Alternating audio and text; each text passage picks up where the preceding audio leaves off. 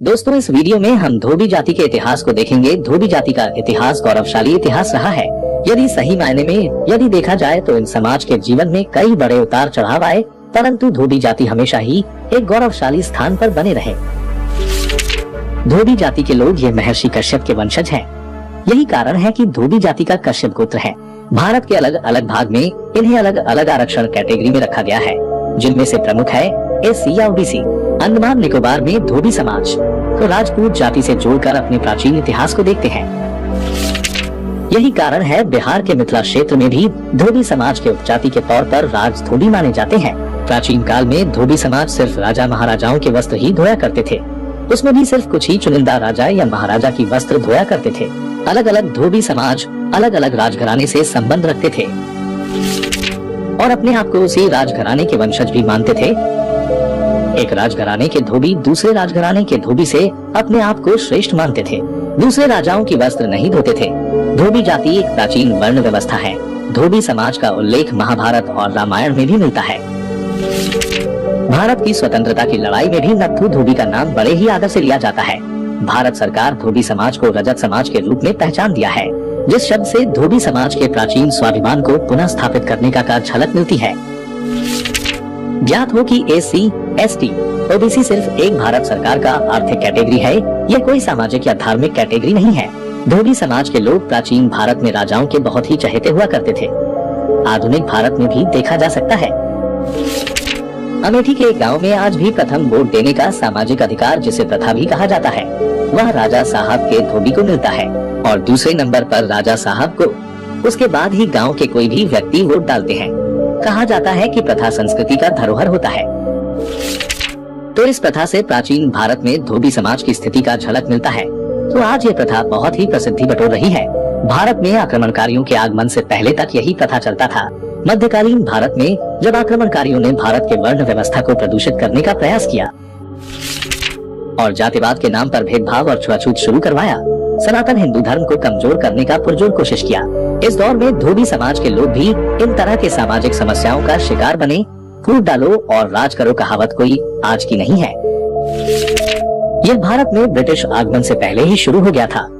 British काल आते आते इस तरह के कई प्रथा का अंत करवाया गया। राजघरानों की दयनीय अवस्था होने के कारण यह समाज भी कई भागों में बंट गया। धोबी समाज की आर्थिक स्थिति भी इतनी कमजोर हो गया कि वह काम की तलाश में साधारण जन के वस्त्र धोने पर मजबूर हो गए। राजघराने से सभी ताल्लुक भी टूट गया और रोटी के लिए तरसने लगे। मध्यकालीन भारत में यह स्थिति कोई सिर्फ धोबी जाति के लोगों के साथ ही नहीं था, अपितु यह अवस्था अमूमन सभी जाति के साथ था। गरीबी और भुखमरी से लाचार जिंदगी चंद पैसों के लिए ईमान बेचता हुआ आदमी सड़क पर यूं ही दिख जाता था। ऊपर से इस्लामिक आक्रांताओं का पिरोया हुआ जातिवाद का जहर वाला घूंट। परंतु ऐसे दिनहीन समय में भी यह जाति अपने सनातन धर्म के मार्ग से नहीं भटका। इसलिए धोबी समाज अत्यंत ही साहसी, बलवान और आत्मविश्वास से भरा हुआ जाति का परिचायक माना जाता है। धोबी जाति के लोग भारत के अमूमन सभी राज्यों में पाए जाते हैं और उनकी अच्छी खासी जनसंख्या है। धोबी समाज के कई उपजातियां हैं, जैसे कि पश्चिम बंगाल में धोपा, दमन द्वीप में राजपूत धोबी, मिजोरम में धूपी, जम्मू कश्मीर में धोब तथा पूर्वी भारत में धोबा या रजत भी कहते हैं। यही कारण है कि धोबी समाज को भारत के अलग अलग प्रांतों में अलग अलग नामों से जाना जाता है। राज धोबी बिहार के मिथिलांचल क्षेत्र में पाए जाते हैं। हिंदू धर्म के अंतर्गत 2 मूल वर्ण और 2 उनके अपभ्रंश माने जाते हैं। यही कारण है कि सनातन हिंदू धर्म के अंतर्गत कुल मिलाकर 4 वर्ण व्यवस्था होते हैं, जो पूर्णतया आनुवांशिकी सिद्धांतों को वैज्ञानिक प्रामाणिकता प्रदान करता है। यही कारण है कि हिंदू सभ्यता के अंदर जब कोई मेहमान घर आते हैं तो वह मिठाई लाते हैं, और जब कोई मेहमान जाने लगते हैं तो भी उन्हें मिठाई दिया जाता है। या तो दुनिया के किसी दूसरी सभ्यता के अंदर ऐसा नहीं होता है। उसी प्रकार ब्राह्मण का अपभ्रंश होने पर वैश्य माना जाता है और क्षत्रिय का अपभ्रंश होने पर शूद्र कहलाते हैं। ठीक उसी प्रकार जब परिवार का एक व्यक्ति अधिक पैसा कमाने लगे, वह दूसरे को अपने से कम आंकने लगता है, परंतु उसकी अवस्था में कोई परिवर्तन नहीं होता है। धोबी जाति का इतिहास भी इससे जुड़ा है। अटल सत्य तो यह है कि अधिक पैसा कमाने से किसी का माँ या किसी का पिता नहीं बदल जाते। वह संबंध जस का तस बना रहता है। ब्राह्मण का अपभ्रंश वैश्य होता है। यही कारण है कि भारत में पाए जाने वाले लोहार, सुनार, कुम्हार, बढ़ाई ये सभी कहीं न कहीं ब्राह्मण कुल के हैं और क्षत्रिय जाति का अपभ्रंश शूद्र होते हैं। यही कारण है कि धोबी समाज राजपूत समाज के अपभ्रंश माने जाते हैं। उसी प्रकार जैसे मल्लाह, केवट, निषाद भाई सभी क्षत्रिय कुल के हैं, ब्राह्मण या क्षत्रिय इंसान के स्वभाव होते हैं, न सिर्फ हिंदुओं की जाति। धोबी जाति के लोग क्षत्रिय स्वभाव के होते हैं। दोस्तों, धोबी जाति का इतिहास को पूर्णतः समझने के लिए हमें एक उदाहरण देखना पड़ेगा। दोस्तों आइए चलते हैं एक शब्द का पर विचार करने। एक संस्कृत का मूल शब्द है निष्कर्म या निष्कर्मा, यह संस्कृत भाषा का मूल शब्द है।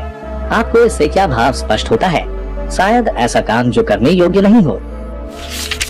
प्राचीन मध्यकालीन भारत में इस शब्द का अपभ्रंश प्राकृत भाषा में निकम्मा हो गया।